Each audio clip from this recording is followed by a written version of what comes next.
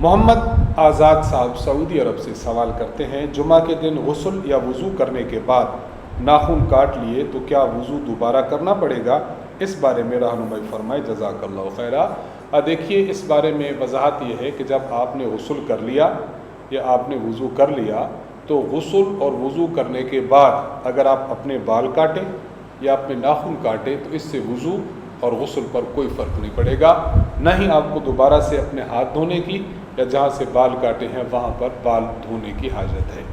جو ہو گیا، ہاں اگر آپ ناخن کاٹ رہے تھے، خون نکل آیا، آپ نے بال اکھاڑا، خون نکلا، تو اس سے وضو ٹوٹ جائے گا، یہ مسئلہ بالکل الگ ہے۔ لیکن وضو اور غسل کے بعد